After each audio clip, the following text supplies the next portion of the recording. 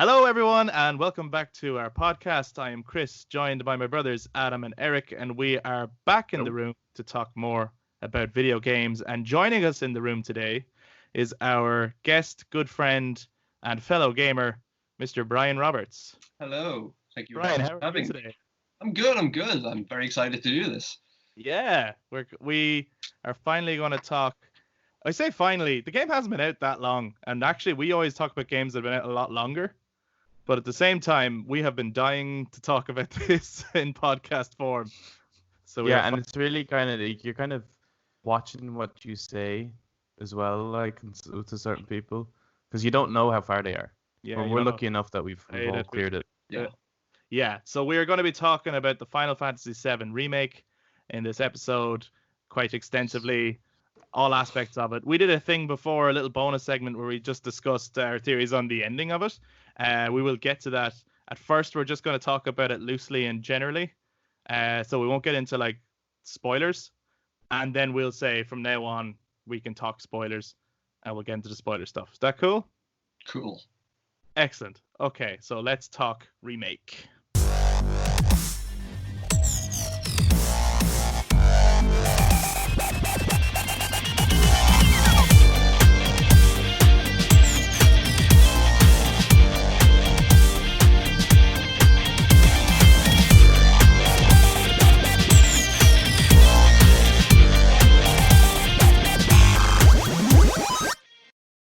So, Brian, Yes. I'd like to come to you first. We did an episode before where we all gave our thoughts on the original game. Mhm. So before we get into the remake, I gotta ask you first of all, I know it's gonna be hard to like condense this, but your thoughts on the original game first.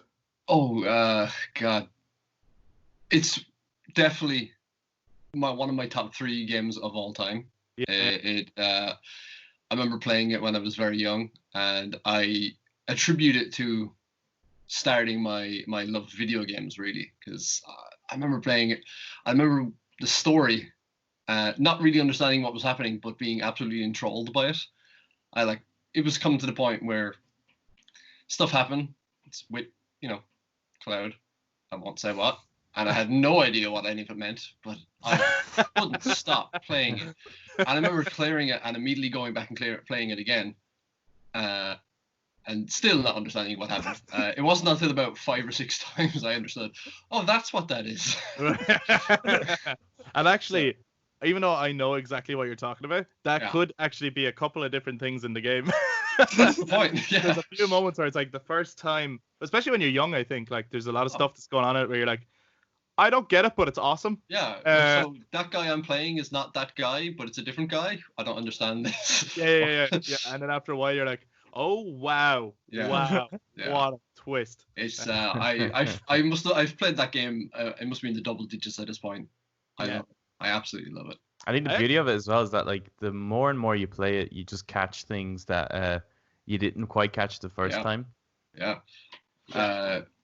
Especially like there's things that it's the same with this remake. There's things where it's like when you know what happens, the kind of subtle nuances of how characters interact were not obvious to you the first time. Yeah. We'll get into that. Yeah. Even like, okay, so just before we jump into like the remake, even just like Barrett and Marlene in the original. Oh man. Like I just went, yeah, that's her dad. Like I never questioned the fact that they clearly look different, right? Of course that's her dad. And then you find out who her dad is. Yeah. And it's like really messed up. Yeah. It's a really messed up scene. I remember playing as a kid. I was like, wait, so somebody can take another person's child? Final Fantasy VII taught me so much about it. Taught me everything. Okay, so I think it's very clear that we're all huge fans of the original. So then going into the remake, first impressions. Anyone? Jump. Come on. Okay. First impressions. It's absolutely wonderful. It's fantastic. And for 17 chapters, it's exactly what I wanted. It lived up to. It's the same. Yeah. It lived. 17 chapters. 17 chapters of perfection. It's not perfection, but yeah. exactly what I wanted. I was so nervous going into this. I was so worried that all the characters wouldn't feel like they did to me back then. Like I was worried they would feel like modern day Final Fantasy games, which is Yeah. you know, Yeah. we know what that's like. I was our Kingdom Hearts characters, so I was very worried going into it. So for me personally, it was as long as they stick to the relative beats, which they did, and it was as long as the characters stayed the way that I imagined them to be and what I perceived them to be, I was going to be happy. Yeah. And that's for me personally. That's what I got. The characters are so wonderful in this, and the music. I'll give it the music too because that's flawless. It's fucking wow. If that's a descriptive word. Yeah, I don't know how they managed to somehow beat or at least be on the same level of music from the original. For me, as well. It was unbelievable. Eric, you were saying that you agree. Well, it's certainly on first playthrough, 17 chapters of. Yeah. So give us thoughts, your first impressions. First impression. Oh well, like I remember when, because I don't know, Brian, if you got it early. Did you get the game early or? No, I got it the day it released. I got it digitally, so I had to unfortunately wait. All right, yeah, because I know Adam and Chris they got it early, so you two were playing and everything. I had to wait until Amazon gave it to me. So yeah, same. But I remember I was saying to you, like, because you were talking about how you wanted to play it again straight away. I put on the game. I just started it. There's the opening intro. It shows Midgar, and I was like, oh my god, Midgar looks just like that. I want to start this game again, like right now. Like it was just so incredible. Just to see everything brought, and then like I think you were saying again in one of the previous episodes, Chris, where like all the guys, there's no voices in the original. It's all text. Yeah. But yet when you play the remake, you're like, that's exactly how they sound. They got the characters spot on. Oh my god, yeah, the characters are so good in this game. And then and then bringing the slums to life, like. Because when you're playing the original, the slums are they're very weird. Because like there's all these like giant arms and stuff, and you're like, what is this? And then you start playing, you're going, everything here makes sense. Yeah. Like the slums just are perfectly designed. Yeah. Yeah, they're awesome. Those 4 screens of slums. Yeah. They fleshed them out so good. That's what's weird though. Like I recall, like my memory of the original is that whole Midgar chapter like went on forever. Like that for me, that was like a full-fledged game. And I don't know whether it was just because I spent so much time like talking to every single person in the original, and a lot of time grinding as well. But I was so shocked going back to play it, like how quickly you can clear Midgar. Oh yeah. Like in my memory, it's like this game that we got is how long Midgar was. Yeah, I feel the same way. I remember playing it back when it first came out. I was like, God, this entire section, this must be over. And then it opens up to the open world. I'm like, there's more of this? Yeah. I think everyone had that feeling. And as well, every time something happened, you were figuring out, this must be the end of disc 1, right? Like, I must be coming to the end of disc 1. Because obviously, like, this game came out a year before Metal Gear Solid. I don't know about you, Brian, but we definitely saw all of Metal Gear Solid before we saw all of Final Fantasy VII. Oh, absolutely. So when we got to the end of disc 1 of Metal Gear Solid, it was like, it was a long chunk, but it was also, relatively shorter than disc 1 of Final Fantasy VII. So every time anything happened, it was like, this must be, like, I must be moving on to disc 2 now. There's more. More of this. Owen. Adam, your first general impressions of the game? I do think that my favorite moment in the entire game is that opening. It just gets me every time, like that. It's the minute the Meteor logo like hits with the music and the title comes up. Yeah. But even just like seeing because that's such a prominent moment. Like I've started the original Final Fantasy VII. I probably started it more times than I've ever cleared it. I think everyone has. Yeah, definitely. I think everyone. The opening is just something that really is like burned into my memory. So seeing that like Aerith, like the slow pan and it's like her face and it's the glowing green from the live stream, like that's just, it's like you can only dream of those type of visuals. Yeah, I even like nerded out every like when it was panning back in and cutting to the train and panning back and cutting to the train, and I was like, that's fucking exactly what it was. It's so beat for spot beat, on. like yeah, because like I think the reason that's my favorite moment of the remake is that when was it 2005 when we got that tech demo for PS3. Yeah, 2004, 2005. Yeah, and It we was were yeah. and that was like it was the same thing again, obviously, but it was the like Advent Children visuals. And ever since then, I've been wanting that remake. Like I've been wanting a remake before that, but at that point I was like, they're going to do it. They're going to give us a remake. Yeah, I mean, I suppose in my mind, I never even thought of the possibility of a remake. Like if someone had said they're doing a remake, obviously I would have been like, fuck yeah. I never even thought it was like a possibility until I saw that video and went, now I want it. I didn't know I wanted it, but now I want it. That's how I felt. Like it was my favorite game ever. You're saying you can do it again? Okay. Do it. Jeez. So yeah, I mean, and then ever since seeing that footage, I'd always wanted it. And yeah, seeing that intro, oh my god, it's incredible. Incredible. Yeah, I got so choked up at that. I got that little quivery lip and everything. I was like, oh god, it's happening. I can't believe it. I want to do it. Yeah, look just like that. Yeah, it's so good. And then okay, so I suppose the first thing you get to do, then you jump off the train just like in the original, and you're straight into your gameplay. What do we think of the combat?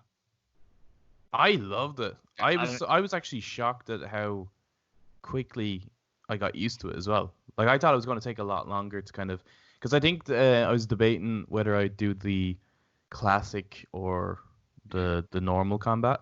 Yeah. I haven't tried classic, but I heard it's actually not great and it's nowhere near like the original. I thought it was going to be like the original. It's not. Isn't classic just like they just do everything, but then you decide when you want them to use potions and magic? Yeah, your characters are kind of on autopilot. As you wait for your ATB bar to fill, and then you get to choose an action. I'd imagine later in the game that actually that becomes problematic. Yeah, probably. Yeah. To be honest. But anyway. But the well, it wouldn't be because it's on easy difficulty. I think classic is not available. It's only available with easy. Oh, okay. But the combat is, I think from Final Fantasy X is probably my favorite combat system. Before this, I think this one is actually my favorite combat system, but 10 up to that point was my favorite. I always like Final Fantasy, like Square Enix. They struggled to try and they've always been wanting a mixture between the kind of strategy side of things, like the traditional RPG strategies, and the high speed fighting that they have in Advent Children. They've been struggling a long time to try merge those two together, and we saw like 12, then 13, even say what 15, you will, like they're. And if you read interviews, they're all saying like, yeah, we're just trying to get to the point where combat feels like it does in the movie Advent Children. Like they've been constantly trying to push that, and by doing that, they've been pushing out the strategy completely. And I think this is the only time they've managed to achieve that. Like it actually does feel like the high speed combat of the film. Yeah. But there is a lot, like I get a lot of like Final Fantasy X vibes off of it, like having to switch to certain characters to utilize them and stuff. Like if you just hack and slash like in Crisis Core, you're gonna die early. Yeah. Oh, yeah. You need to get good. It's a phrase I hate, but you do. How about you, Brian? I love the combat. It's great. I do have a few issues with it. Okay. Just like Aerial. Aerial combat is atrociously bad. Now, lucky enough, you don't have to fight that many air-based opponents. But when you do, it's very noticeable that they didn't really put a lot of work into it, especially with the camera. And even in regular fights, the camera can get in the way sometimes. For me, excuse me. My biggest issue with it was, and I realized it when fighting the Thornberry, is that say if you're controlling Aerith, you can Tifa and Cloud, or Tifa and Barret, would just go straight for Thornberry. I'm like, no, don't, please. Yeah. So there's no way of like, I need you to not attack right now, please. Yeah. And they'll just dive right in. So I'm kind of like, I'm hoping, or I'm thinking maybe in the future they can work in some kind of. I know a lot of games you can set your teammates to be defensive or offensive. So maybe something like that to implement. So, because again, it's not just with Tomb Raider. There's a few fights where it's like, I didn't want them just rushing in because they were getting mauled. Yeah, and then you're spending your ATB healing rather than attacking. Your special attacks. Yeah. So it was hard to kind of strategize. Like, I can't make a strategy right now when I have to keep reviving or keep healing you. Yeah. So, yeah, they're only my real only critiques to the fighting system, but overall, it's great. It's fluid. It's fast. I love the animations of the fights. Like Tifa's star power. Star Shower, yeah. Star Shower. So good. So good. Yeah, and I love. There's a few moments where I didn't mean it, but I accidentally just X ATB bars up. I can choose my actions, and it's in slow motion, and I'm watching someone like Tifa do a flip. Or I'm watching Aerith do like a twirl, and I'm like, this is beautiful. Yeah. Amazing. Badass. Yeah, They found such a great visual way of like stopping the action, but not it becoming a nuisance. Yeah. I thought. Yeah, and things like you can't pause it and be like, I'm not going to get hit now. It's like, no, you will still get hit. If you wait too long, like the hit will come in. Yeah, so there's no way to like cheese a fight where if I pause it and look at it for 10 minutes and think, okay, if I do this, no, you need to be fast about it.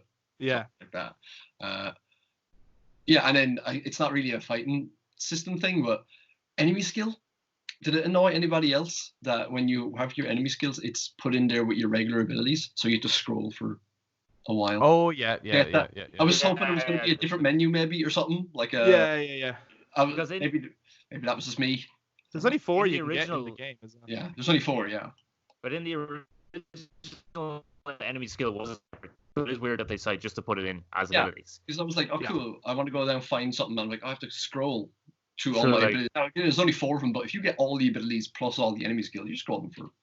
This is why I'm really excited for like the next one, because I kind of see this in many ways. It's a bit like Uncharted Drake's Fortune, right? Drake's Fortune, incredible game, shit ton of problems, right? Especially with the gameplay. There's a lot of issues with the gameplay. And then they were just figuring it out, right? Yeah, they were just trying to get like and it was like the story and the characters is what made that game really memorable. And parts of the gameplay were fun. And I feel like that's kind of like this. And then with Uncharted 2, they really kind of like pushed everything to the max, and they like perfected the gameplay. Yeah. And I kind of feel like with the next one, like that's what we're going to get. Same. I do too. I feel like I cannot wait for the next one. I just feel like all that's coming. Eric, in general on the gameplay? I mean, like most of the points were made, to be honest. I love the materia system, and actually upgrading your weapons was really nice, because it reminded me, I'm a sucker for visual things. So visually seeing your materia in your sword or in Aerith's fist or Barrett's weapon is like that's such a nice little touch. Yeah. Which just makes the world more believable, that it's like I put this materia in and I can see it is being used. But then having the whole kind of sphere grid thing that's from like 10 was really nice. When you see that, like, when you're upgrading your weapon. Yeah, and you're upgrading your weapon, and then also having every weapon has like a unique ability, which is from 9. I don't know if 9 was the first one to do it, but that was in 9 as well, which was really nice because it forces you to kind of go, okay, well, I am going to keep using this weapon just so I have that ability, because that ability is handy. But then at least you're not stuck with this weapon in case you prefer like using the Buster Sword or something. You can still go back, but because you're proficient with that ability, which like is another level of progression, which I like. I got most of what you said. I don't know if it was glitchy for everyone. I suppose it's worth noting that as well. And we've said it before, since we've started the Skype calls, our audio is not always going to be perfect, just because of signal and stuff like that. But no, I got most of what you said, and I agree, actually. The abilities thing, I absolutely loved that each weapon came with its own ability, and if you use it enough, you then learn it permanently, which meant that by the end, because they're like, okay, the Buster Sword is so iconic, right? And you're like, the other swords are like have better stuff, but I want to use the Buster Sword. Come on. And in the original game, like I always got really sad when I ended up changing to the hard edge or whatever, because like, okay, I have to in order to keep up with like how difficult the enemies are getting, but at the same time, I really want that Buster Sword. So the fact that you can have all the abilities and keep you can go back to the Buster Sword and it doesn't become a useless weapon was great. Was that was a feature in 10, was it? That you could upgrade your weapons? Because I remember going through and comes in quite late. Yeah, because Brotherhood, that sword actually ends up really awesome if you keep upgrading it. Riku teaches you in Guadosalam, and you can you need certain items and stuff that you combine to give weapons abilities, but they can't be undone. That's it's this kind of shit that kind of really gives me like Final Fantasy 10 vibes. Like it's just because 10 and 7 are my favorite out of the very few I've played. They're my favorite ones, and it's just like if you just slap them two together with like a sprinkle of Advent Children, and I'm just like, this is perfect. Well, I was going to say exactly the same thing that you had said, right? So, 7 is my favorite game, but 10 always had my favorite combat. I just loved how tactical it was, and that you could switch out your members. You weren't like, you didn't have to have 3 people in your party, and then to get another person, you gotta like ring them up to swap them out, whatever. You could switch in battle, and they all had a good use, and I loved that dynamic. And then I suppose when I played 15, which now, I mean, in comparison to this game, is clunky as shit. But when I played it at the time, this hadn't happened yet. I was like, wow, this looks cool and cinematic and flashy. This is fluid and cool. I missed the tactics from 10, but I like how flashy this is. This game is, the remake is the flashiness, even better, but the flashiness of 15, but the tactics of 10. Wow. I didn't think they would have a battle system that I prefer to 10. This is my favorite battle system in any of the Final Fantasies now. I absolutely love it. And I agree as well, Brian, there is problems, and one of them even is like you've just gotten your limit break and you activate it, but then the enemy goes into a cinematic. A cutscene, yeah. And it cuts away your limit break and you go, holy shit. Or even if you that you can't save your limit break, like you can't have a limit break and hold on to it. Yeah. If you don't use it in that fight, it's gone. So, yeah. That's another thing where I was like, oh man, come on, I want to like I've gotten it while I'm fighting a were-rat. I want to keep it for when I'm fighting. But other than that, like so there's obviously little problems, and there is in every game, but the gameplay the combat is so good. It's so good. Yeah. It's so fun. It's like totally fine, because when I finished it, I immediately went back into previous chapters just to play like the Don Corneo's battle arena or the Shinra battles. I'm like, oh, so fun. Yeah. I actually that's the odd thing as well, because replaying old ones, I'm kind of like especially 7, like I like the modifiers because you can just turn off the random battles. Yeah. Because after a while, trying to just get from one location to the other, those random battles just get so annoying. Whereas in this one, I'm like the other way around. I'm like, I want to stop just running between locations, and I want to try find battles, because the battles are so good in this. Yeah, and I'd agree with that. Like with 7, and again, I adore the game, but you do find yourself going through caves, and you go, am I supposed to go this way? I can't remember. No, I was back the other way. Oh, fuck me, I gotta go through all these fights again. And you're like, sometimes you are just like, leave me alone. I literally just want to get out of this cave. Yeah. Like I don't mind being on the open world. I hate this cave right now. Yeah. It's 2 a.m. I need to get out to the world map to save. Just let me out. Go. Yeah, leave me alone. It's so true. I suppose then the next big thing would be the visuals. Actually, they come first before the gameplay. Actually, the first thing you notice is the visuals. What do we think about how the game looks? I mean, like I think we all have the same thing. Which again, when the trailer was first announced, one guy like just straight up saying Midgar looks just like that. Like, you know, it does. That's what it looks like. Before you go any further, that's actually an obscure reference because that's not like that wasn't attached to a trailer or anything. That's only if you've watched the Allies video. I know. We're talking about. I'm just wanting to make sure that I'm not taking credit for saying that someone else. Yes, absolutely. Did. Yeah. References. Yeah. Exactly. But that's like when you go there and you're going through it, you see the train, like that's a train. I know it's a train. That's exactly what a Shinra train looks like, right? Like everything. They designed everything perfectly because they're just great at that. You look like you're having a mental breakdown or like an emotional like. What I really loved is that like, cause did any of you try the demo before the game?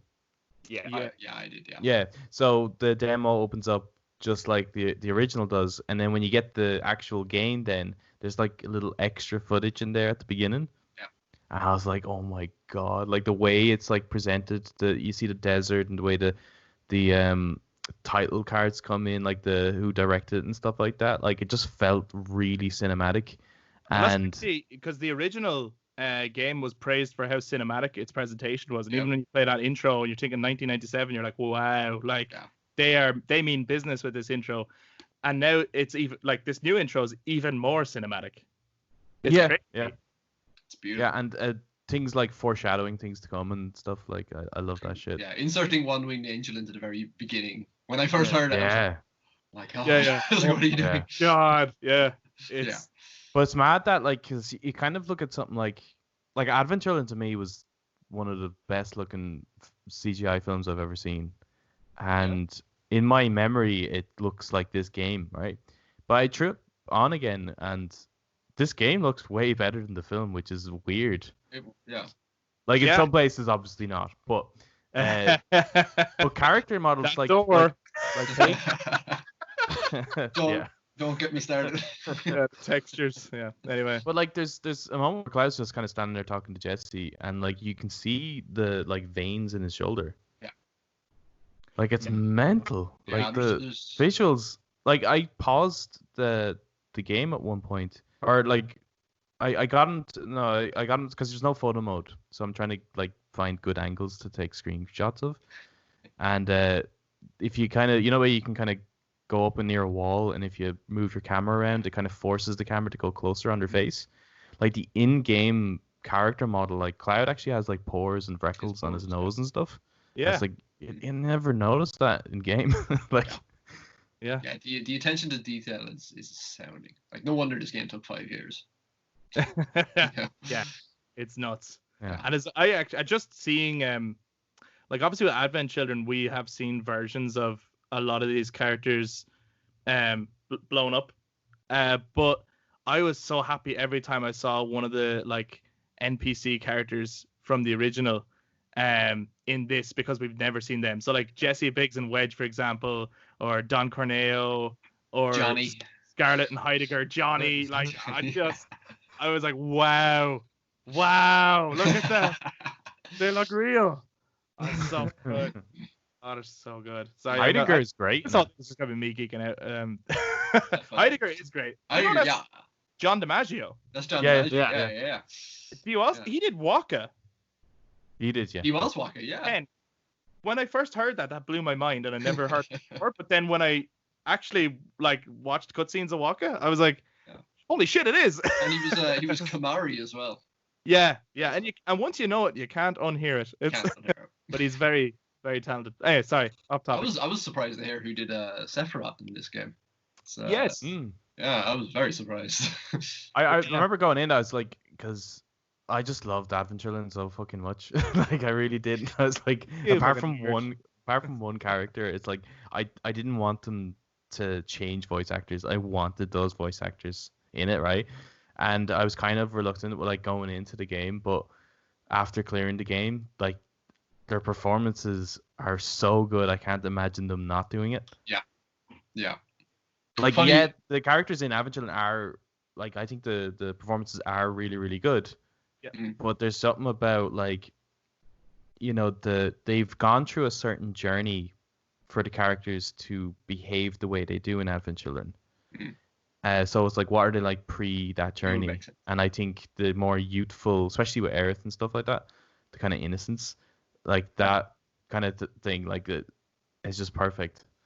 Well, actually, on that segue, then let's talk without spoilers, but just our thoughts on the characters. So especially early on, how they're portrayed in this game.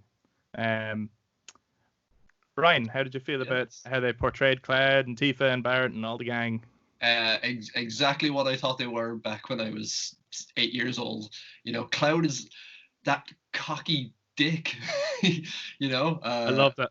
He's I love such a that. he's such a dick. That's exactly what I thought. And then Tifa's bae. Best thing. Tifa is bae for me. Yeah. When I first started playing it, and Barrett was there, I was not sold on Barrett's voice or how his characterization was. Yeah. And it wasn't until again, no spoilers, wasn't until much later Yeah. where a very cataclysmic event happens that I was like, oh my god, you're perfect. That's exactly what I think. And we are going to talk about that moment. Yeah. I know exactly what you mean, Yeah. and I was the exact same. I was like, Yeah. Barrett is a bit like, cartoony and you're- bombastic, Yeah, like he always is. I mean, Oh he yeah, go wasn't back. portrayed wrong. Like even in the original, when you're reading him, he's like, he's Yeah. Mr. T, right? That's So, exactly what it was. but yeah, they do actually show the human side of him, and for me, it really hit home later on, and I was like, man, Yeah, So we'll get to that. Yeah, How but about you, Eric? Yeah, they were all. I remember. I still prefer Advent Children Sephiroth to this one. Okay. I don't know why George Newburn's performance holds, for some reason, a special place. I feel like he was.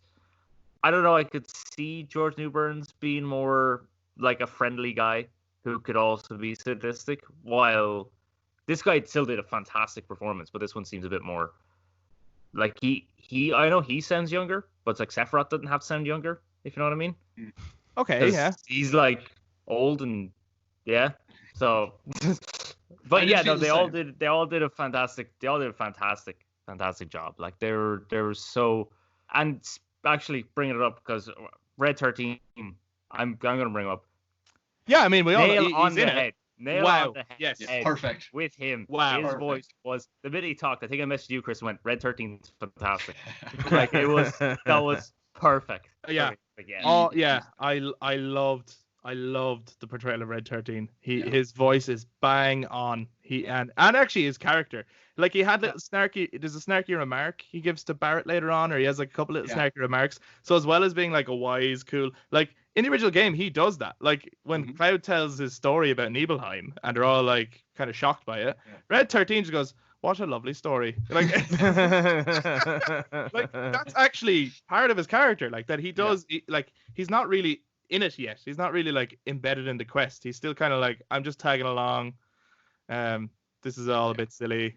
That's so good. Yeah, there's just so much in this game that like these guys, they know exactly what they're doing, man. They get it. They know this shit in and out, and it's mad. Like, 'cause there's even stuff that kind of touches on compilation shit as well. So they're not even just like, they're And not from discarding get-go, everything. That was even shown in the demo, which is obviously the first chapter.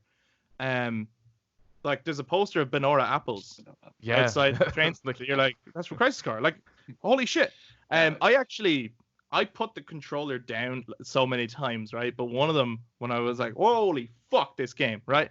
And it was when I played the demo, and it was the first person the first two people you kill, as a Cloud is now level 7. Yes. Like, yeah.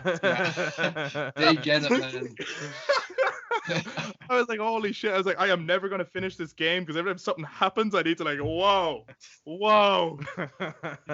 So good. They get it. They get it so much. Like I think. Look, again, we'll talk about it probably towards the end. But yeah, I know we're all a bit not worried. Cautiously. Oh, we were though. Yeah, we yeah. were absolutely Like, worried. We had to take a couple of days. Yeah, I think it's okay.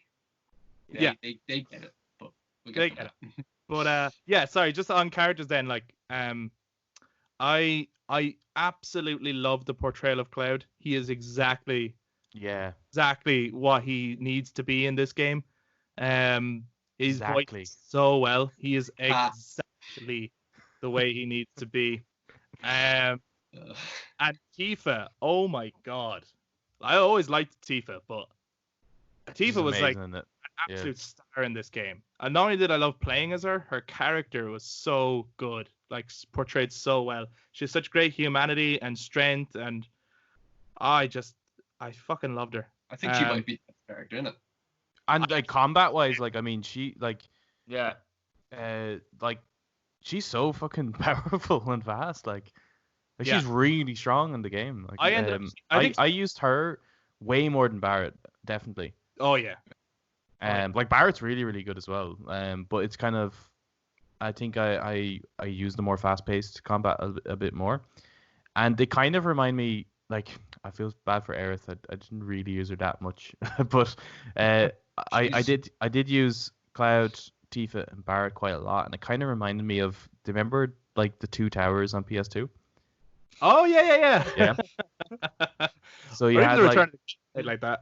Yeah. Yeah, so like you had Aragorn, who's like kind of like the in between, like he's really, really strong, but he's also kind of fast. So it's like that's the Cloud, and then there's like Legolas, who's like really, really fast. So that's the Tifa, and then you've got the Gimli, the tank, and that's Barrett essentially. That's actually a good comparison. A good way of looking at it. Only you could bring Lord of the Rings into this. And make it work.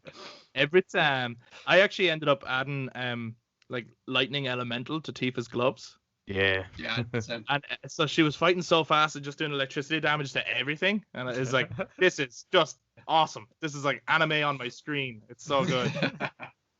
Yeah, they nailed the characters. And even the President Shinra. Yeah. Wow. Yeah, he's really like, he has 2 scenes in the original. Yeah. Thank you. Yeah. Wow. So Yeah, good. you really hate all of them. They did a fantastic job at making you hate all of them in a segment that's only like 4 hours in the original. You now like hate all of these, like all the Shinra members. Yeah. I mean, if we're talking characters, Hojo. Yeah. Perfect. I couldn't believe how perfect they got him. I was so disgusting. I was so worried about Hojo because I hated his portrayal in Dirge of Cerberus. Like, hated it. It's a little high-pitched voice. I hated it. And when I first heard his voice for this one in the trailer, I was like, I was the same. Sold on it. But when I saw him he's up against glass, doing something, right? Yeah. Oh my God. All I could think of was, and it's so like spot on to like his character. All I could think of was like that crazy doctor from the Human Centipede. Yeah. That's the vibe I got. Like creepy, horrible, disgusting human being. Bang on. So good. I wish only from a little bit. I wish I got more Scarlet. I love Scarlet. Yeah. One more extra scene. Well. Yeah. It's designed so well. Yeah, and I'm like, how did you not get one extra scene? This one. Come on. Yeah. Someone spent a lot of time on you. Come on. And I'm not saying because of her design. No. I suppose the last non-spoilery thing I want to talk about, and we did touch on it briefly, but really get into it, because in the original game, it is a character, and that's the music. It's definitely the star of the show. Wow, like fucking hell. I think it is the strongest element of the whole game for me. It's the only thing in the game I think that, apart from characters, that didn't dip in quality at any time. Yeah. I did mention before though that the music was fantastic. Like all their different, like, because of the fact it was the music from the original, but they still tweaked it slightly, so it was a lot more modern and it suited this kind of tone of the game. I still think Wall Market's music was far too cheerful for such a fucked up place. I won't lie, it grated on me after a while. Yeah. I was like kind of going, and I'm like, I like this place. It's really cheerful. I kind of don't want to leave. This is wrong. I should not want to stay. That's how they get you in, man. That's before what's you know your it. Favorite what's your favorite tune from the remake then? Oh God. It's one of the 17 versions of Let the Battles Begin. Every time that gets kicked, like that kicks in, just like I am. Especially when Airbuster's team, when you're fighting Airbuster, it's so good. That's really good. Genova's team, where it evolves over 3 stages, and then when you get to the final stage, it's the original sound. Once that little synth kicks in, there's like little bits of like acid falling from the. That's another moment. I put the controller down and went, wow. The amount of times I said, because Ash, my girlfriend, was like with me for a lot of the game, right? And she hadn't played the original. She didn't really get what the shit I was nerding out about. Like, she didn't really get it because that's pure nostalgia. But the amount of times I went, the fucking music out loud. And she was just like, yeah, whatever, it's music. Like, it's in everything. I was like, no. The fucking music right now in this moment. So good. Yeah, they did an incredible job. In terms of favorite music, fucking hell. There's a lot of like, even some of the new stuff, like what they call the Valkyrie in this game, which I think was just called it was the Heligunner in the original, yeah. That piece of the music that's playing for that is actually really good. Yeah.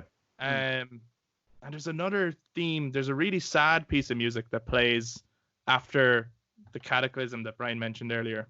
That's amazing. That's really good. Yeah. And that I was like, for like, because obviously I love all the old music being redone, but that's a new piece of music that feels right in tone with the original. Yeah. And wow, like this is incredible. Eric, do you have a favorite piece? No, there's two in my head. I can't really choose. I'm not going to choose. So don't force me with these favorite questions. Right? Well, just tell us the two of them, then we'll let you. The first one, I think like you. I don't know if I put the controller down per se, but I was like, yes. Was when you were going through like the collapsed highway tunnel with Aerith. Yeah. The collapsed highway. But the three gangsters come out and they play the original wall marker music. Yeah. Was so good.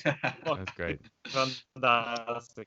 Before you say your next one, right? That was set up so well for like two reasons, right? Not only is it because it's a recognizable tune that you remember, and they've redone it as this reggae gangster theme that works so well. Like these new genres of music with the original is so good.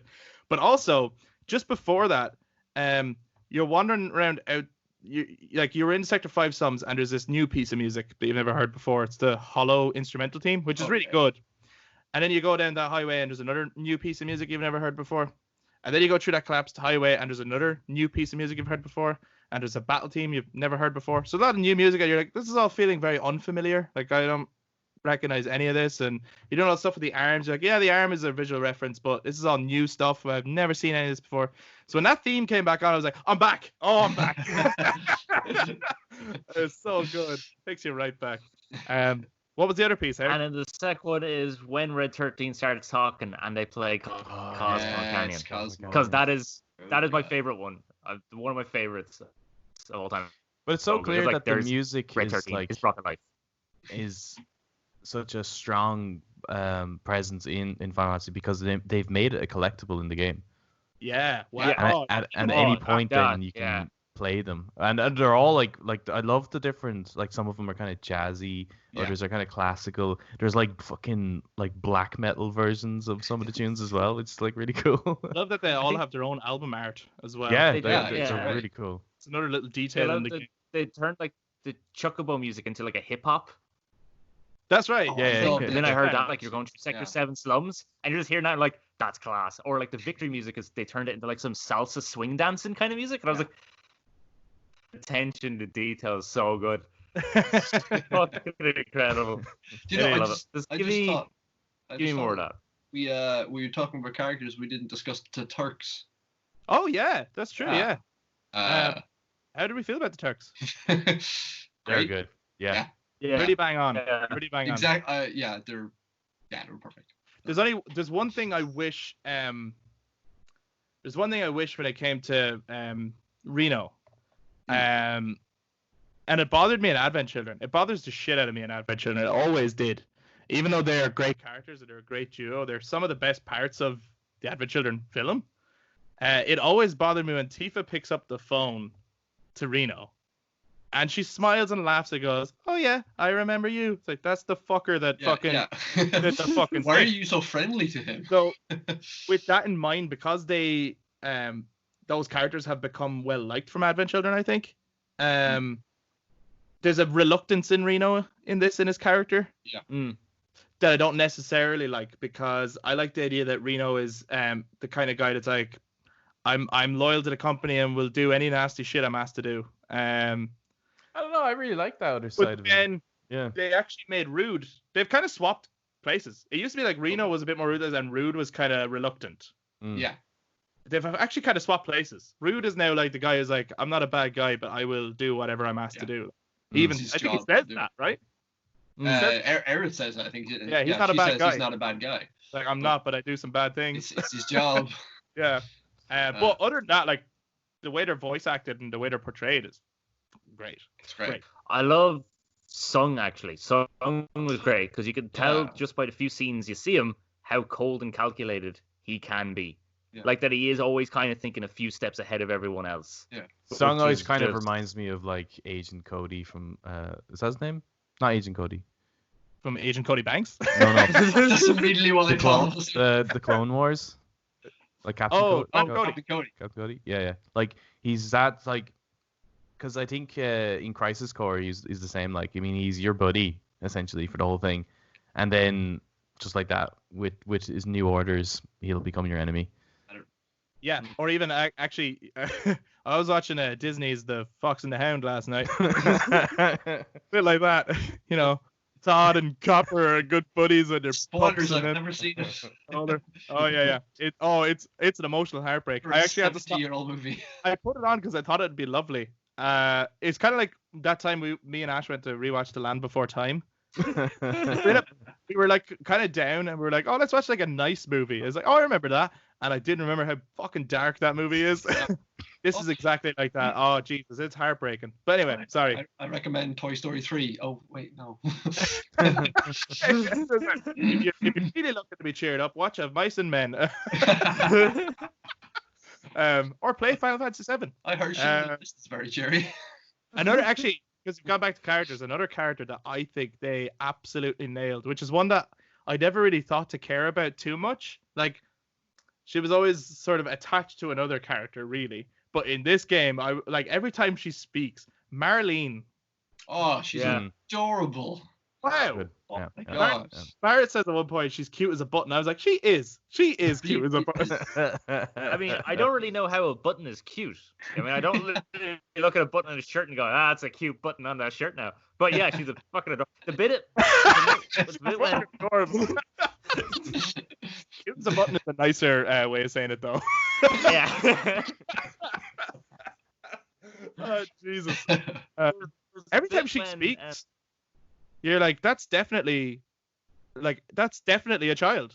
Even though I don't know if the voice actor is, I don't think they are, but like you're like, that is exactly how a child speaks. That's it's brilliant. Again, no spoilers, but there's a bit when she's crying, or at least you can see her lips are quivering. I'm like, I want to comfort you because you're so goddamn upset right now, and I don't want to see you being crying and stuff. Yeah. But it made me care about it better. Yeah. Yeah, We good missed on job picking up the this. star of the game, like the best character in the entire game, Johnny. Jesse. Oh. Jesse. Jesse. Like the amount that they've added to that character. She was excellent. Making her the princess from the gold saucer. That was such That's fun. Oh, Great idea. So, And just and that backstory with her family. With her family, with her parents. dad. Oh, Yeah. and actually, on that segue, let's get into spoilers. Okay. Like, we talked pretty generally. We love the gameplay, we love the characters, we love the music, right? Those are like the three big things they needed to nail, and the visuals, right? We love all that stuff. So let's talk spoiler stuff. So yeah, on Jessie, giving her that backstory and having like her father in like a coma and he used to work in Mako reactors. Yeah. Wow, so What good. great motivation for Yeah. her to join Avalanche. And it's an amazing like story point for Cloud to kind of start caring, because just straight after that, like Biggs is like telling Cloud about the dad and stuff, and he goes, "Well, what do you care though?" And he goes, Yeah. "No, I want to hear it." Yeah. And that's the moment he starts, considering the cause and stuff like that. He starts to see the rest of the group as people, Yeah. Yes. less like an asset or a nuisance. He starts actually like giving a shit about them. Yeah. That was great. How did you feel about Biggs and Wedge? I didn't think I would like Wedge. I enjoyed But it. I really like Wedge as a character. Like I thought he has a really good kind of story arc. Yeah. Biggs, he's fine. Biggs I don't. doesn't get a lot to do. No, he's just he's No. very much the same the whole way through the game. I think Yeah. he's just another member. Or as I called him Hot Shots Charlie Sheen. yeah. There's- Quite like him. Yes, like him. They do give him a nice. They don't explore it a lot, but it is nice that you hear some of his like he has always been looking out for other people because he used to work in that orphanage in I did Yeah. like Sector that. That's 5 really and look nice. after the kids there. Yeah. So I thought that was. And that piece of information just comes out of nowhere. It's like you're at the orphanage, and it's like, Yeah. oh yeah, Biggs comes over from like, oh wait, Biggs? Like, Yeah. Avalanche Biggs? He doesn't leave that other sector. he yeah. It was, But that's an interesting character that has, like the head of the orphanage. I can't remember her name. Which Um, one? Now there's Philia. two kind of main. Philia. Hmm? Are you done with Philia? Because I don't think Philia I don't is think she runs the place, main. but yeah, you talk about Philia. It's the one you kind of give the flowers, isn't it? Oh no, I don't. Oh no, remember sorry, her the name. one that's looking for the kids. Yeah, Philia. Miss That's Philia, Philia, yeah, And you end up yeah. finding out that, like, because she ends up telling you, like, one of your little side quests is, do you mind finding them because I have something I have to go. I have something to do. Yeah. And only if you look for it, but it's a lovely little. Because I remember, like, I walked in the alleyway and I saw her and I went, holy shit! I was like, you're not fucking busy. Yeah. I can look after those kids. What the fuck? And she's like, I always wanted to be a dancer. She's like, don't tell anyone. And it's like it's really nice little, like, side Yeah. stuff. It's mad. Yeah. Like there's so much attention to detail in this game. It's unreal. Yeah. So, What's okay, if we're getting into spoilers here. where do we start? Where do we start? Oh, shit. Okay, first of all, we could talk about that cataclysm now, which was in the original anyway. They dropped the Sector 7 slums, or they dropped the Sector 7 plate onto the slums. Yeah. That visual is so Yeah. good. Wow. It was. I have one issue with that entire scene. One issue. I do that- as well, but I don't think it's the same thing. It's Go probably on. not the same thing. I'll say it, and then it's you're watching the plate fall. Yeah. You're seeing President Shinra, and he's looking all menacing. Haha, look what I've just done. And then it cuts to Katsuya. Mhm. And I was like, oh shit, it's Katsuya. Or as most fans from Final Fantasy say, oh shit, it's Katsuya. It's Katsuya. And I was like, I don't know why. I think for me, I don't know how new players feel about it. For me, it took me out of the moment. Because I was like, oh shit, yeah, look, it's Katsuya. And then he comes out and he does a Planet of the Apes of, you blew it up, you damn dirty apes. And it just completely took me out of the moment. I would imagine for new players, and I'll get into that later, I'd imagine new players would just go, who the fuck is that? Who is this cat wearing a crown and a cape? There's Who an is this? awful lot of assumption in this game, I think. Oh, this game, It was- I stand by, is not for new people. I totally agree. Yeah. I do not think you can just jump into this game if you haven't played the original. No. I feel like considering they didn't do anything else with him, there was no point in adding him in. Exactly. That's He's just there for the fans, yeah. I didn't mind seeing him because, again, I know everything. So I put the controller down again and went, oh, wow, it's Katsuya. The thing that bothered me in that took me out of that moment as well, like the visuals are amazing. Mhm. The accompanying music at that moment is not good. The follow-up No. music is amazing, but the Everything actual music while it's happening Yeah. is not good. That I agree. I was like, oh cool, there's action music going on while they're swinging through the destruction. I much preferred the original when it was President Shinra listening to just classical music, because nothing's more sinister than Yeah, listening to And classical actually, music. yeah, and they just have the sounds of screaming in the original. Yeah. You actually hear people screaming and yeah, televisions go black and white and stuff. Yeah, Yeah. I would have. I feel like it is a moment that it didn't hit as hard as the original. I agree. The moment didn't. It's the aftermath did. Yes, that's it. That is so. Yeah. So good. So yeah, that bit when Barrett, I think Oh. we were both talking about the same bit, Yes. when that- he's punching the wall with his human hand Yeah. so that he can feel the pain. Oh, Holy shit! that was the moment I was like, Barrett, this is perfect. Yeah. Perfect for you.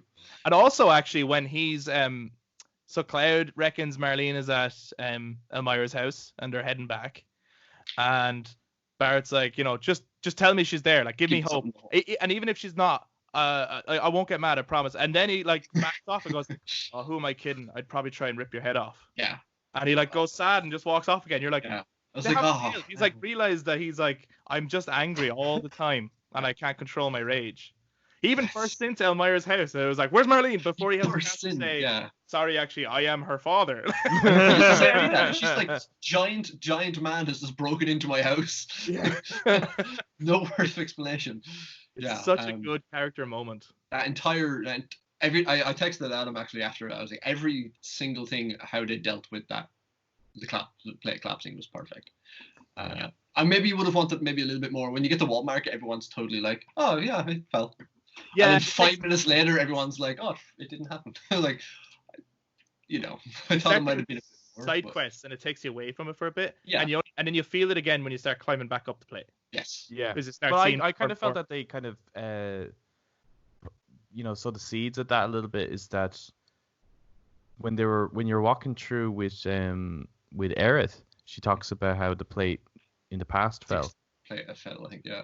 Yeah. And people are just kind of going about it like they just don't care. So they've kind of made it out as though the people in the other slums, especially Wall Market, just don't really care about anything outside of Sector 6. Mm. And I'm curious to ask you guys, how do you feel about the slight change, how they managed to evacuate most of the slums? Do you think, because I've seen some people say online that it kind of lessens the impact of what Shinra were trying to do. In the original, Shinra dropped the plate and killed hundreds of thousands, but in this, they potentially don't kill that much. Yeah, I think it adds to the chaoticness of it, because that's pretty realistic. If you know the plate's going to drop, all right, or if you see that there's Shinra trying to do it, you're not really going to stand there and be like, oh well, attacking on the plate, I'll just stand here. Like, someone's bound to go, no, let's evacuate. And still, hundreds of thousands of people die. I don't think that many die. Well, that was the thing that I thought it didn't really touch on. Many people survived. Is that like Jesse's family? Jesse's family are probably gone. Yeah, like they didn't get to evacuate the upper plate like, at all. Just not. And in fairness, you see the size of the slums. The slums are huge. We literally see one tiny section of it. Yeah, absolutely. Yeah. So we got those people out. But for me, I would have liked if some of the people you knew died. Yes. I think it's an issue that most of the people who survive are the people you know. So as a result, it creates this impact that even though thousands and thousands of people die, it's hard to imagine that when everyone you know is alive. It's alive, yeah. Like Meryl or the lady with the chocobo hair. It's like yeah. So if a few of them had died as well, and you just had one or two people to kind of say, look at how many people we lost, I think it would have impacted further. But it made sense to me to get some people out, because if Aerith, which is in the original, if Aerith goes in to get Marlene out, surely she's telling people, get out of here. Get out, yeah. It makes sense, yeah. So an evacuation situation and that panic. And I love the two guards who are standing at the gate. And that Titanic moment of like, open the gate. And like one of them is like, no, I won't do it. And then the other one ends up opening it and says, come on, go. Like, I actually thought that was really good. Because he realizes in that moment, it's like, I'm a Shinra soldier and I am also going to die if I don't do this. Mm. I thought that was really good. That's the bit I was talking about as well earlier, when Aerith goes to save Marlene. Yeah. And you have her there, and she's welling up and crying. She's quivering. So it's like, I want to hug you, Marlene. Like, it's going to be okay. You're not going to die. It's going to be okay. It's the moment she says, are they going to destroy our home? And looks up. Yes. That one hurt. Yes, they are. Yes, they are. You'll build another home. They so are. And if they don't, I might not be happy about it. There's an element of that. I was going to say something and I can't remember now. This is great podcasting. Was there any like so they hit a lot of story beats that you're kind of expecting, and they do them in a really modern, polished way. But was there anything like surprises that you weren't expecting that you thought was really cool? I was honestly surprised that a Wedge survived, and by the end we know that Biggs survived. And by proxy, I imagine Jesse survived. Because why not have everybody survive? Everyone's alive. Yeah, because I have a theory that you might run into Jesse at the Gold Saucer in the next game or whenever. Yeah. I heard that somewhere as well. And actually, I was like, if she's alive, then that's the best way to do it. Yeah. She's gonna be alive at all. I don't really understand how Biggs is alive. And shit, and it's like, oh, I survived and I'm here to help. I would hate that. I would despise. But if they as a result of the ending, do find a Jessie who does not know them and has lived an alternate life where she is the princess in the gold saucer. That'll be interesting and very weird. Cool. Yeah. I love. You talk, Brian? No, go ahead. Go. All right. I love the addition of, because you were asking what things we love the addition of, was Leslie as a story. Yeah, I like that. And his story arc that was cool. was Leslie was cool. one of the new characters that they added in that I was like on board for. Now, it made sense to me to have a character who actually helps get your gear in, because in the original it's like you dress up in a dress and then he spins around, the dress comes off and the sword is just there. You don't question it because it's all, that whole scene is comedic in the original, so it doesn't really matter. Whereas in this one, they're trying to do everything kind of more grounded and lifelike. So it's like, okay, well, how is he going to sneak his Buster Sword in there when he's dressed as a girl? So it made sense to me to have someone who is like, I am going to help you do this because now I think you're serious about this, and I also would like to see Corneo gone. Yeah, and just his motivation, his backstory is really cool. It's great. Yeah, I didn't know actually that he's not a new character. He's been in it before. He's in The Kids Are All Right, animated. I have learned that since I was I've been reading. There's a guy. Oh shit, I can't think of his name, but he's doing like fan fiction books of the game. Yeah. And he writes. It's like reading like the Lord of the Rings. Like he's broken it up into segments, and they're written so well and they're so detailed, and he's taken into account all of the side stuff. But I started reading one of them the other day, and it mentioned Leslie, and I was like, hold on a second, this was written like years ago. So where did I miss that or something? And I ended up looking up to find out where Leslie came from. Then he also mentioned the Angel of the Slums. Yeah. I was like, Carrier. What the hell? Yeah. That's what I'm saying. Like, these guys just know the ins and outs of this game. So it's like, that's why I'm like, with like the way it kind of the game ends or turns, and we're all like, oh yeah, but like we're the fucking masters of this game. We know everything, and you have to do as we say, kind of thing. It's like, well, look at this shit that they're putting in.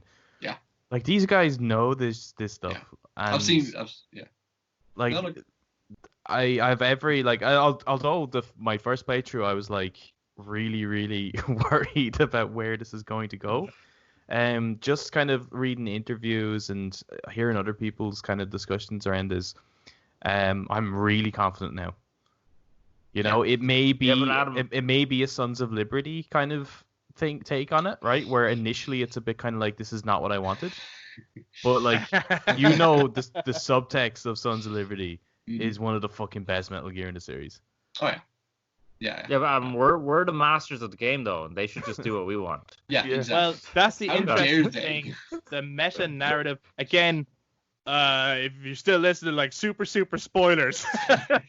Yeah, I think we're getting there. I think we're getting to the main spoiler. No, I'm getting there right now. So, yeah, I know.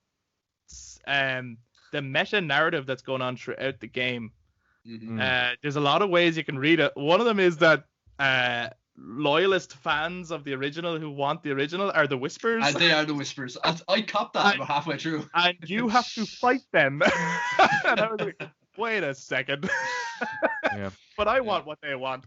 I might just fighting myself. I remember that scene where Red 13 sees the future where he's alive and running with his cubs, and they're like, what was that?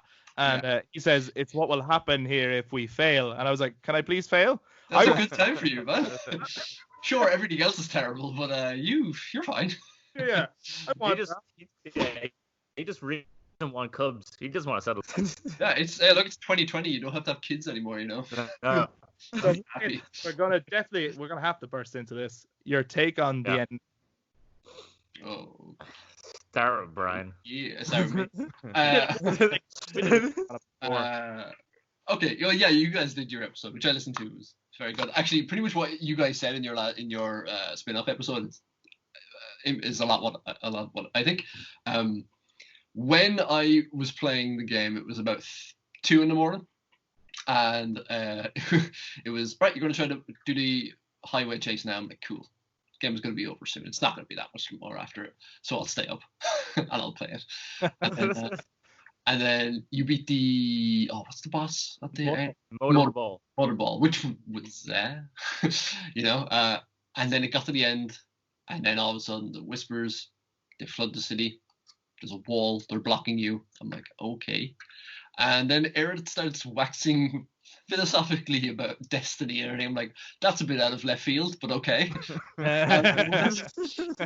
And then you go through the portal, and I was like, oh God. My immediate thought was, oh God, don't let me fight God.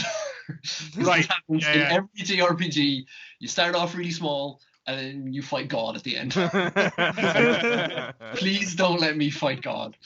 And then I seen the giant, what's it called, the Harbinger of Fate? Yeah. I seen it form, and I put the controller down. I immediately facepalmed. I was like, oh God. They're making me fight God. Yeah. I was like, I don't like any of this. Right. I was like, I am really, really unhappy right now. And then I went through the fight, and I was like, and it kept flashing forward, and you see Aerith, I think you see Aerith die, Meteor, Red 13. I was like, this is what happens if we fail. I'm like, oh no. And I'm playing it, and I'm fighting the tree. I don't know what they're called. They have names. I'm not sure, but everyone thinks they're Kadaj, Zuz, and right, yeah. Everyone thinks, when I first played it, I didn't cop it was them, or think it was them. I thought it was Future Barrett, Tifa, and Cloud. Heard that one as well. I actually didn't even have a theory about them. I just thought they were like monsters. I just thought they were enemies just to make it a Japanese RPG. That's what I thought it was. Like, oh, a grotesque monster. Yeah, I'll try assessing, and I was like, oh, this one fights with sword. I'm like, yeah. Assess another. I was like, oh, yeah, you fight with hands and gun. Interesting. Yeah, I thought they were the Advent Children, right?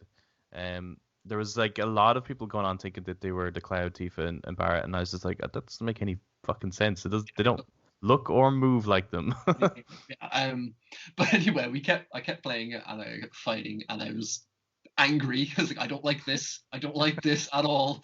And then I got to the fight with Sephiroth, and then I was like, I'm still not happy, but this shit's awesome. Yeah. I was like, I'm not happy with what's going on right now, but God, that fight was so good and so hard. Hard. Incredible. Oh my God. It's probably the hardest fight in the game for me. Definitely. And then it takes. And then there's more, right? And then there's more. It takes you to the edge of creation. Yeah. I'm like, what is happening? What is actually happening right now?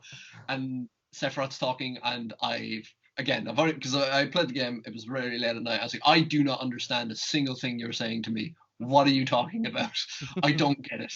Yeah. I have gone back and played it 3 or 4 times since. I'm like, okay, I get it now. But the first time I was like, I don't get it. And then the game ended, and I sat there for about half an hour. I was like, I fucking hate the ending. I hate it. I hate this. And then I went to sleep, and I woke up, and then I started thinking about it, and it took me a few days and a few playthroughs to be like, okay, I think I know where you're going with this. Right. I'm not overly happy about it. I'm very worried. Yeah. But this is, I think, and it's what you guys, like you said on your last episode, is I much prefer this over a 1-for-1 remake. Oh yeah. It's something new. It's something new, and I didn't want to just play the original thing straight through. I was looking forward to the new stuff. It's like the Whispers. I'm not like overly happy with how they were implemented into the game, but it made it far more interesting. And what I found now is, between talking with other people, it's, yes, everyone's a bit worried or concerned for the future. I'm less so now, but at least it's getting the fan base talking, and there's that sense of excitement about the next game now. I mean, I cannot wait just to see a trailer for the next one. Yeah. And if I see a single site in the trailer that's a callback to the original, as well as new stuff, because I know there's going to be new stuff now. They've already, like, it's very clear there's going to be new shit. But if I see a single site, like the snake impaled on a tree, for example, I'm going to be like, okay. I'm so on board, because I'm still going to see stuff I want to see, but I'm also going to get new stuff, and I don't know what's going to happen. So I'm kind of happy either way. That's the weird thing. If this was just a 1-for-1 remake, I am all for that and continued in that. If it's more stuff with the characters I love and the world that I love, I am all for that. That's So I feel. I was really torn on the ending, and I said that before because I was like, I wanted one thing, and I thought I was getting one thing, and I didn't get that one thing, but I also like what I'm getting, Yeah. so I don't know how to feel about it. Adam, your restaurant analogy was Yeah. on point for it. Yeah. Yeah. Or like, you know, if you go to Madame M's for a hand massage and you realize it's not actually a hand massage, I paid for a hand massage.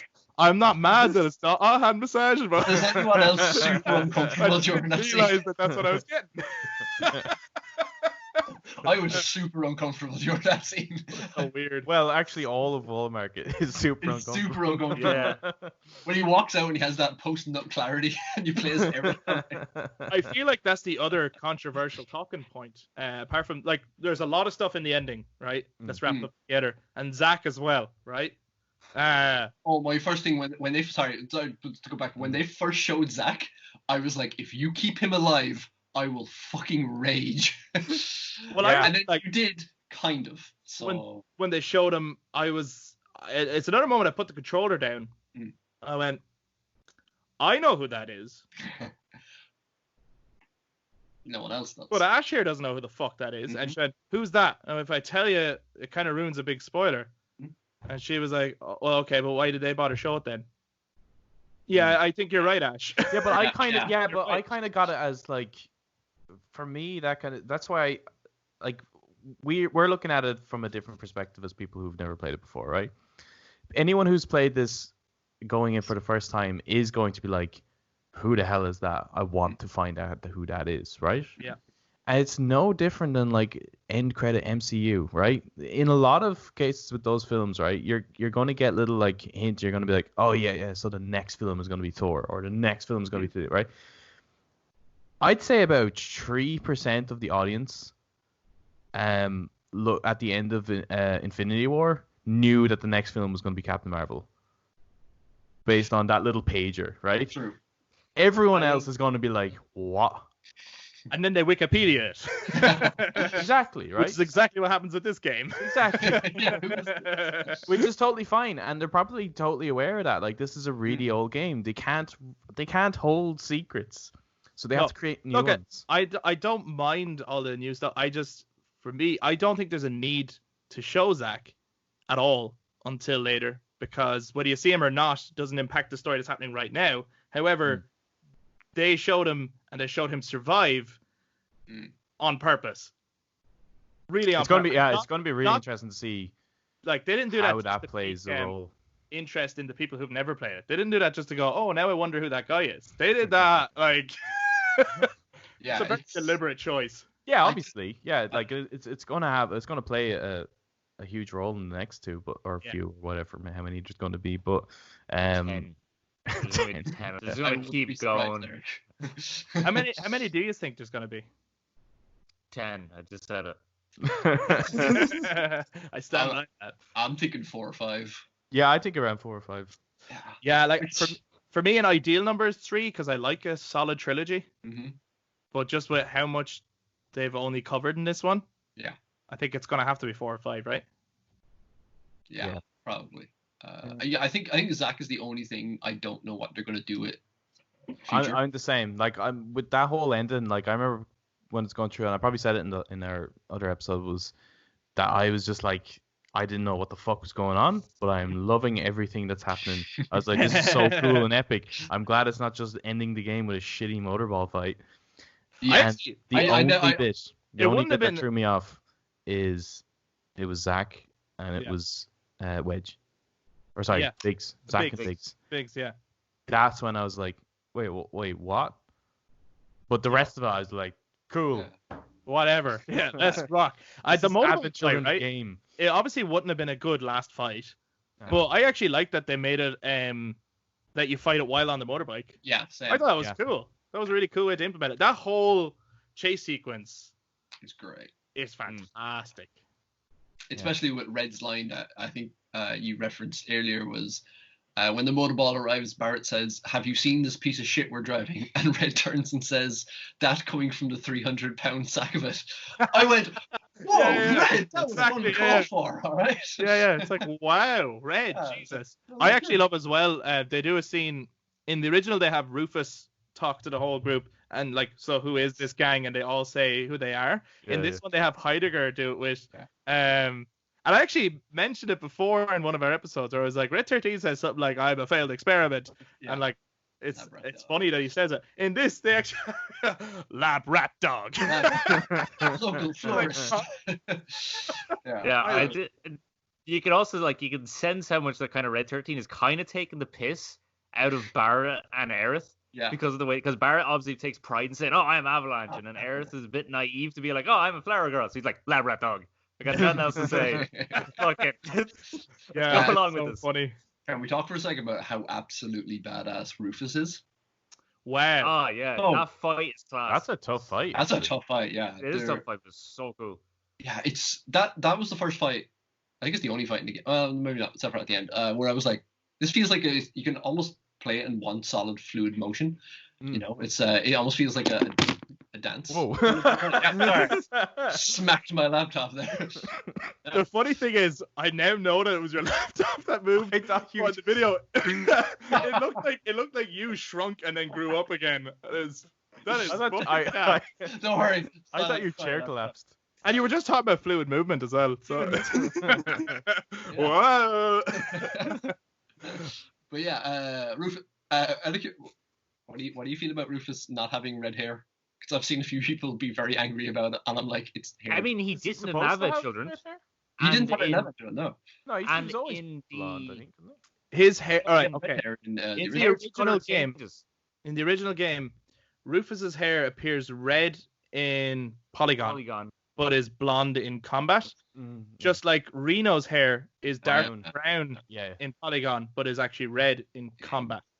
So in Advent Children, they obviously have Rufus blonde and Reno red, because they are supposed to be like the president is blonde as well, so it's supposed to he's... I have no problem with him being blonde. The only design issue I have for Rufus is his kind of jacket skirt. Yeah, he got Nomora'd.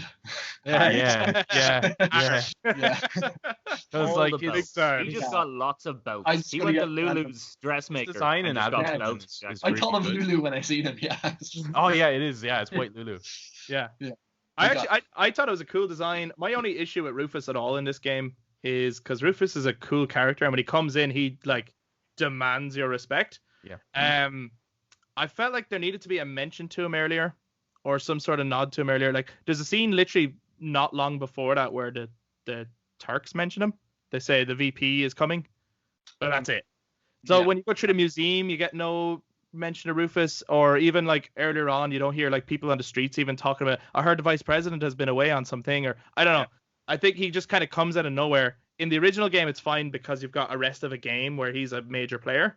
But in this, he kind of comes in, has an awesome fight, and the game ends. I wonder if that says a lot about him and his dad's relationship. Maybe I was just actually about to say that. Yeah. The fact that he's not like, there's no plaque of him or statue or mention of him in the museum specifically. I think that tells you a lot about. I always thought they had a very distant relationship. Yeah. So. Yeah, and I would have loved to have seen that, because I agree. I think you're right. I do think and I think Rufus, because he comes in and he goes, "Now I'm the president." I think he's glad his dad is dead. Oh yeah, he's not sad at all. But I would have loved to have seen that. Yeah, he has quite. Even when like Heidegger goes up to him and he says vice president, he doesn't respond. Then Sung goes up and goes, Mr. President. It's like, that's right. Yeah. Like, call me that. That's great. Yeah. And actually, I love that Heidegger was like a lick arse to the president, or he was like his number one guy kind of thing. Because in the original, like, Rufus bullies Heidegger all throughout. Yeah. And I feel like that's going to be in this. Like, Heidegger is back down to the bottom, maybe, because he has no relationship with Rufus. That's great. That's going to be really great. Yeah, Rufus has. He's one of the first lines he has is, "You're a soldier." Yeah, that must mean I own you. What an absolute baller move that is. Actually, just like the dialogue characters is so good. Like, even the minute Cloud said, and it's cheesy, but it's the kind of cheese I wanted. Yeah. When Cloud takes out his sword, like towards the start of the game, and all these soldiers are like, "It's over," and he goes, "That's my line." Yeah, that's cool. Yeah, it's like straight like Arnold Schwarzenegger kind of fucking shit going on. Like, he thinks he's a badass. It's so good. Yeah. I was watching. I don't know if you probably didn't watch it. I watched after I cleared it. I watched there was a 5-part series they did about Yes. talking about the different aspects of the game, and one of them was about characters, and they specifically said that Cloud is, he's cocky and he's a bit of an asshole and all that stuff, but he's also like trying to sound badass and coming off sounding really dweeby. Yeah, because you can and- see that in him, like there's like really awkward moments Yeah, as well, like the high fiving and stuff where he's just saying, like I love that bit. he pauses because he's like, would that be in character, this person I'm trying to be, kind of thing, like Would he do it? yeah, yeah. things like that. That's so cool. yeah. It's very good. As we said earlier, they got all the characters just perfect in this. Just perfect. I suppose the other the really cringy moment of the game, and this has been another thing, much like the ending, I think has split the audience. Some people love it, some people not so much. How do we feel about how they went about the lead up more so to the cross-dressing scene? The lead up made kind of more sense, kind of. Okay. Like in the original, Cloud very quickly realizes, right, the best way is I dress up as a girl and I'll get it, right? Yeah. But they don't really actually address why he shouldn't just kill everybody and walk in. While in this one, at least they go, look, if you try that, someone's going to get hurt. Mhm. You may know them, you may not know them, but it doesn't matter. Someone's going to get punished by Don Corneo because he's a prick. Yeah. But then when it's like building up to the whole dress thing, like it is, Aerith suggests it, and it does feel like a thing Aerith would do because she loves putting Cloud out of his comfort zone. Yeah. But it also feels a little kind of like out of nowhere that's her choice. Yeah. Or maybe is it because she knows from the past that that's supposed to happen? And at first she's playing game, but then later on she's like, actually, She's what? like, actually, I don't want to play ball anymore. Yeah. To quote Jesse, psych, I've known all along. Pretty much. How about you, Adam? Yeah, I find the wall market, like a lot of, I think wall market's getting a lot of praise actually from like reviewers, critics, and stuff like that. And it's the one area that I didn't recognize from the original. From the other ones, I'm like, this is all really familiar, but this is the one place where I'm just like, this doesn't look or feel like the original at all. Like I have a memory that Wall Market is a place that you do not want to hang out in. It's full of sleazy characters and just gangsters. And there's a point where, like, if you walk past Corneo's mansion, you see the wall, and the wall is really ominous. There's like this Berlin Wall feel to it that I just don't think I don't think they capture that in this at all. And Wall Market in this feels like a place I'd kind of want, like Eric said, I feel like I would want to hang out here. Like, everything's fine. And the trio are kind of like buddy, like they're kind of buddy with you. Like, it's like there's a kind of a scratch my back, I'll scratch yours kind of a thing. Or even like Andrea, like Andrea as a character is getting a lot of praise. Mhm. And it's like, sorry, he's a scumbag. He's a scumbag. He's a horrible person. All three were absolutely terrible. They choose wives for this gangster. Yeah. Like, that is Who are all going to die. Most of them go missing. Yeah. It's And like, you find out how as well. Yeah. Like, he's got a rancor. His dungeon. Yeah, it's like, oh, Chocobo Sam, your lovely accent and nice beard. You're fine. No, you're not. You're an absolute scumbag.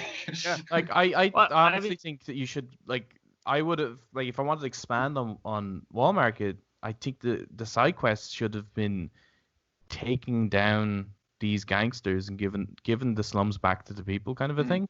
Because the people, they're just go Bane on it.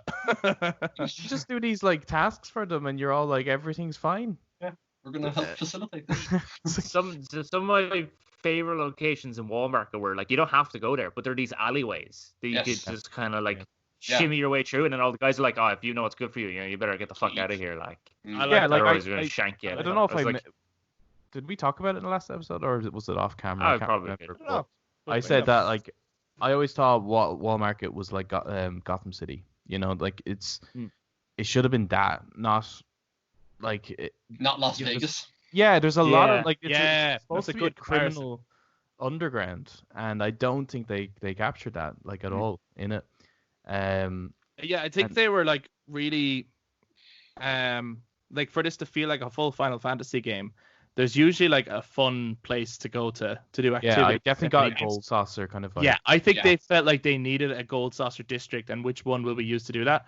But I think it would have been clever to include a new sector that we've never seen before that could have had the vibe that this Wall Market has, and make Wall Market a terrible, horrible place. So all this fun stuff and this fun vibe that could have been another sector, and that would have been cool because like, oh, we never saw this sector before, so I can't say they got it wrong. Like, it's a new thing, so that's great. And this is where the people in the slums go to have fun, essentially. And maybe like there's a gatekeeper that you have to pay certain money to get in. So even down amongst the poorest of the poor still can't enjoy themselves because they need to try and make money to get in or something. Like that would have been a cool thing. But yeah, I agree. Like I think Wall Market should have been a much easier place. I feel like it's the music really kind of attributes to that sort of this is a fun place. You know what I mean? Like if they had kept a sleazy gangster kind of reggae style music, I would be a bit more like, yeah, like this looks nice, but there's an underlining. Everyone's out for themselves. Scratch my back. Like I think actually out of the trio, Madam M is my favorite because she is straight off the bat. If you're not going to pay me, get the fuck out. Like I'm going to shove this fan down your throat. She does threaten you straight away. Like I agree. Yeah, I agree. Then you just check the like. In the Honeybee Inn, then you check the keyholes. Yeah. Before going into the dance. Yeah. Because I wanted to know if President Shinra was in there, like in the original. Palmer is. Palmer is though. Yeah. And Johnny's dad is in one of them. Johnny's dad is there. I love the addition of Johnny in this game, by the way, because that guy shows up in every town you're in the original. Yeah. I'm like, who are you? There's definitely going to be more adventures with Johnny later. I think he's going to be like a funny. He actually reminded me of like Johnny from the MGS series. Like, a little bit. He's probably gonna have like a redeeming moment, like a Platoon style, getting shot. Like, he is so gonna sacrifice his life for Tifa before this series is up.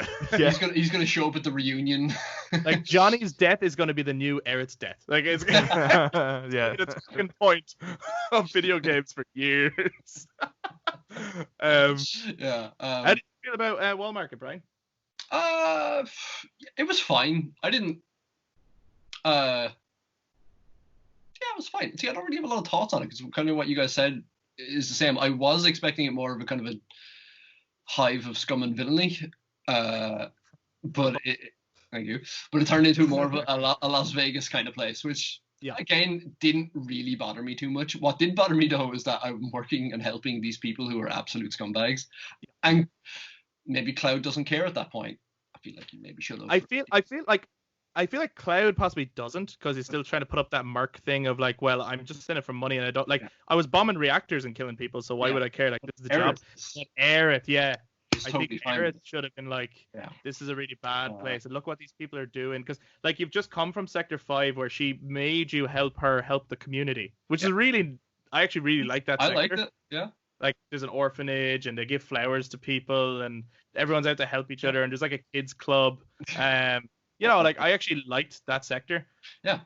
I feel like she should have had some negative commentary about Wall Market. She just didn't care. She was like, balls to the wall, let's get a dress and let's get in there. Which was a bit weird. And she was like enjoying being in the Honeybee Inn. Yeah, I'm like, do you know what this place is? Do you know what this is? Yeah. My only real kind of question and plot hole, you would say, about Wall Market was where did Cloud learn to dance so well? By pressing the buttons in time. By pressing buttons. I hate the dance sequence. I hate it so much. I'm so against it.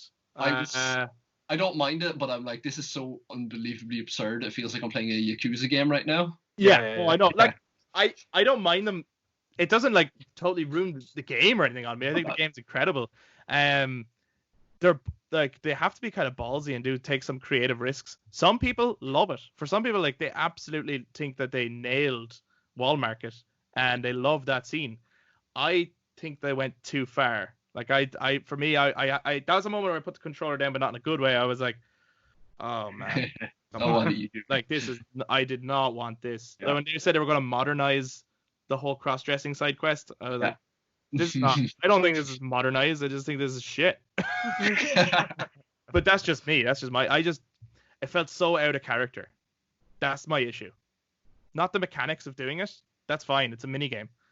It just felt Cloud actually he does try to leave, and that bit is fine. But then he just looks at the spotlight, goes up, and then he dances with amazing confidence. Amazing.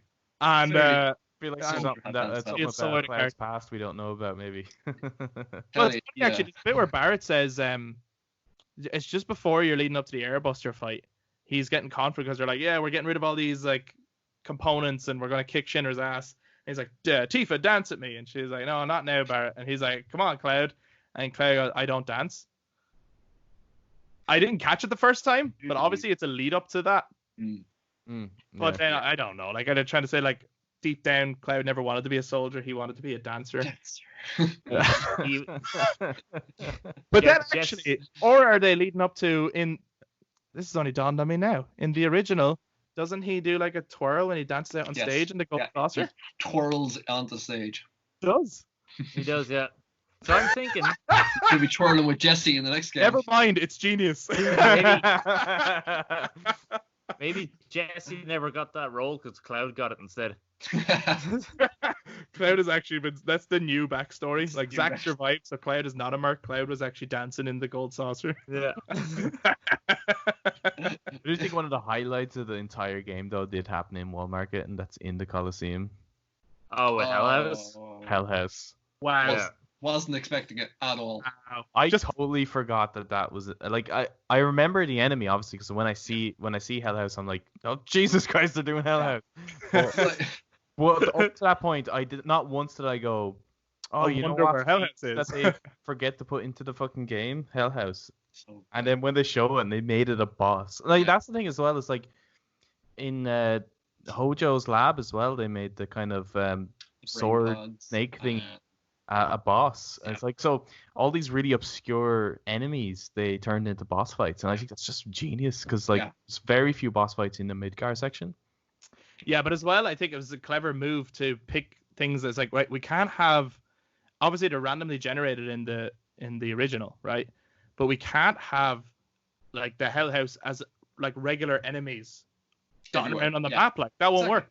Same with the Swordipede. They're like, it works in our because we can cut to a new screen and then you're fighting as an enemy, but it's too big to have these things wandering around the Shinra building. Exactly. So turning into a boss fight was really clever. Yeah, and the Sledgehammer guys, who when I first fought them, kicked my ass. Oh, they whooped me. They whooped me. That was so hard. Yeah. And I love the brain pod. I have said it before. The way they did him was so good. I forgot about that enemy. I was like, oh shit, the brain pod. Yeah, and they made him creepy. Like he was always a bit odd and creepy anyway because of the ominous music. But in this, like they have like a flashy face that's supposed to be like a jump scare. Like it doesn't jump scare you, but that's the intention, I think. You would imagine so. Yeah.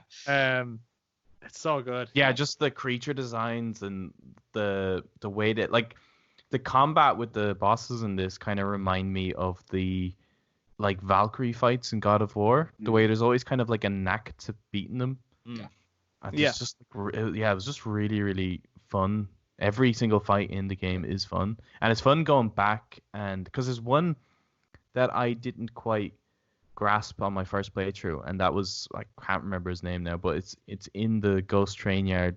The Eligor. He's another enemy they turned into a boss. Yeah. So that's cool. Probably the only boss fight in the game where I didn't develop a strategy in my first playthrough. Whereas like in the other bosses, I'm like halfway through the fight, I'm like, okay, now I figured what's your weak point, what's your tactics and all this kind of shit. That's the only one where I was like, I just don't know how to successfully beat this guy. You know, I was just kind of hacking him, but I look forward to figuring that one out. I like that they kept with Eligor was that if you steal from him in the original game, you get a staff for Aerith, and then they kept that in this one as well. Yeah, and I didn't catch that the first time. Attention to detail. Yeah, it's so good. Great Do you guys have a favorite boss fight? again? Outside of the end, Sephiroth at the end, honestly, I think Airbuster. Yeah, that was pretty Airbuster's fucking great. Yeah. Especially when you have the whole like your main trio together. Yeah, And the music's so and the good. music's so good. Yeah. Yeah. Off I think the top of my head, I'm Airbuster as thinking well. Airbuster, There's a lot of good boss fights in it, but That's I the do, thing. yeah, I think. Don't make me pick one. But that's what I do. The crab ward stood out to me in my first run through because it was the first time where every other boss fight was almost like a lead up to one, whereas the crab ward just kind of comes out of nowhere.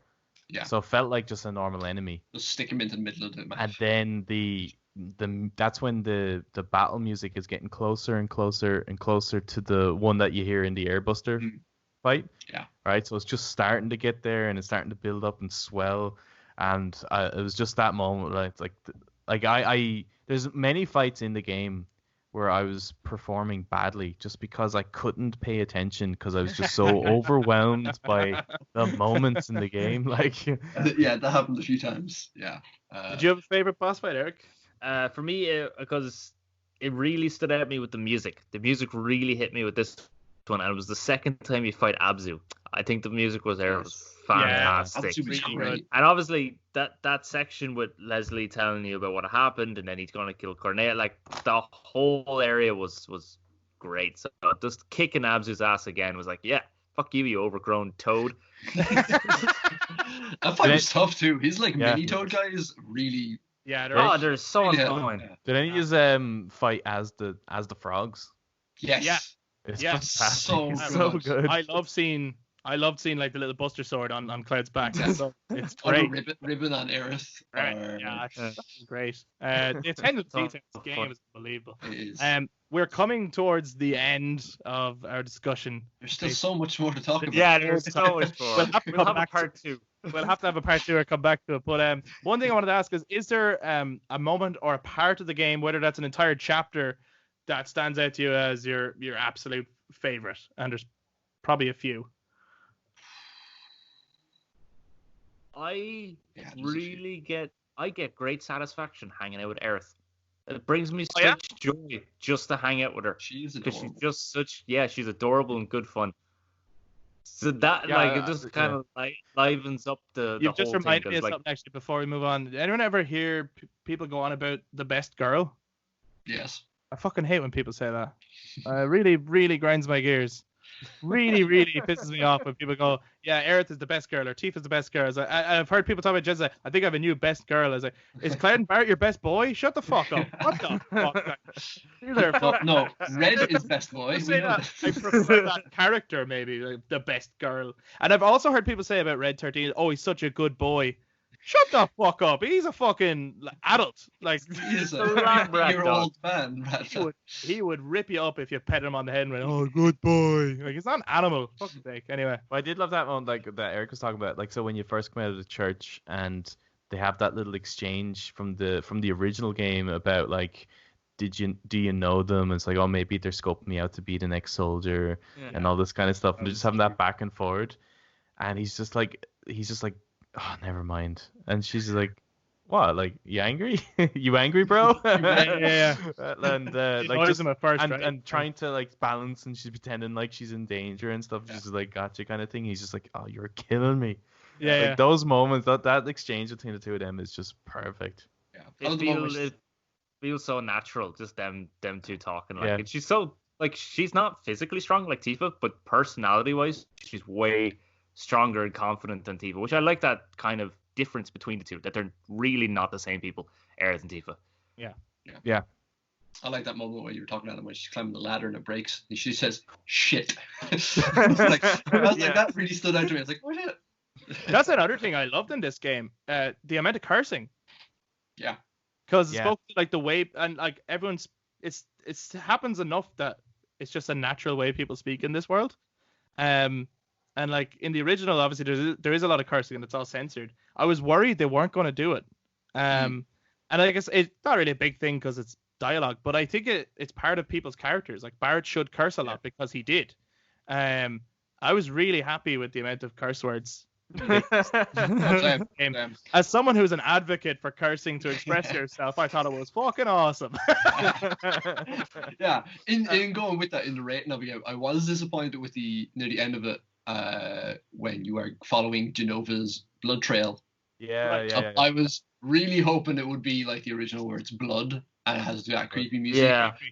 Yeah, but And I would have loved if like it went into first person just for a moment and you saw lights twitching and blood and the music and you're like, well, now I don't want to go. That would have been so good. Yeah. But I think my favorite part of the entire game, and there's a lot of bits stand out obviously, and even walking through Midgar after the first bombing is so good. Yeah. But going through the Shinra building and doing the tourist experience Museum is so Museum. good. and then get that CG cutscene where it gives you the history of Gaia, and Yeah, it just glitches into this creepy vision of Meteor and everything, and the music. Oh my god!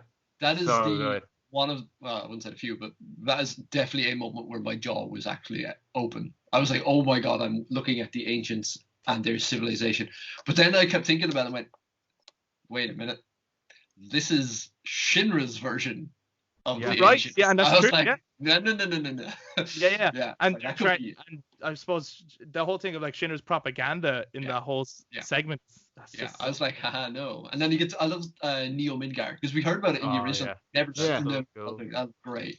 And actually, I love as well. You've touched on there's a lot going on. Like Shinra have a big plot in this, Mhm. and part of it is utilizing your group and making all of your attacks look much bigger Yes. to feed this like propaganda thing. Like they want to go back to war with Wutai, guy.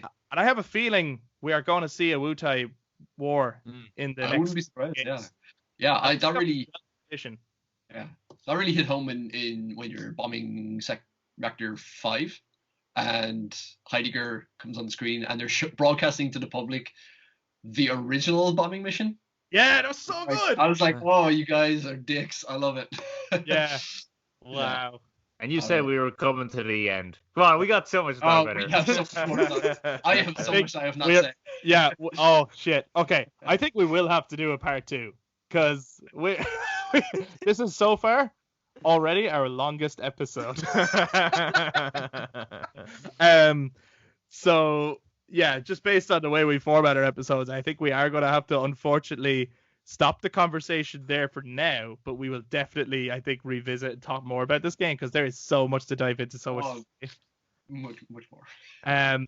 So the unknown journey will continue. But I just want to say thanks a million, Brian, for coming on. We will definitely have you on again. This is great fun. Yeah, it was I great. haven't really spoken about this game to anybody apart from yourselves now, so. Better thing about this fucking lockdown. Wait on the streets to go, who else has played it? But that is all from us for now. We will be back to talk more about both this game in the future and many more games. Thank you for listening and take care. Bye. Bye. Bye.